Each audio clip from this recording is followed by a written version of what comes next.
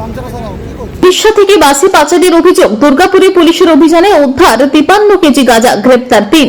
Asansol Durgapur police কমিশনারেটের কোকোভিন থানার পুলিশের বড়সড় সাফল্য।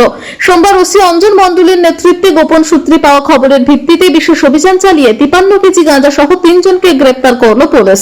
পুলিশ জানায়, উড়িষ্যা থেকে বাসে করে গাঁজা নিয়ে দুর্গাপুরে পাচারের জন্য নিয়ে এসেছিল 3 জন। দুর্গাপুর ব্যারেজ সংলগ্ন এলাকায় বাস থেকে নামার পরই তাদের সন্দেহজনকভাবে ঘুরতে দেখে পুলিশ। এরপর তাদেরকে আটক করে তল্লাশি চালাতেই উদ্ধার হয় প্রায় 53 কেজি গাঁজা। উদ্ধার হওয়া মাদকের বাজার মূল্য কয়েক লক্ষ টাকা বলে পুলিশ জানায়। এই অভিযানে পুলিশের তৎপরতায় মাদক পাচারের পরিকল্পনা ভেস্তে যায়। যেহেতু 3 জনকে গ্রেপ্তার করে জিজ্ঞাসাবাদ শুরু করেছে কোকোভিন থানার পুলিশ।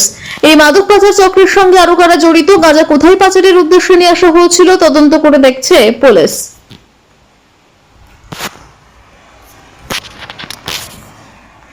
রতনের রিপোর্ট, পিবি নিউজ।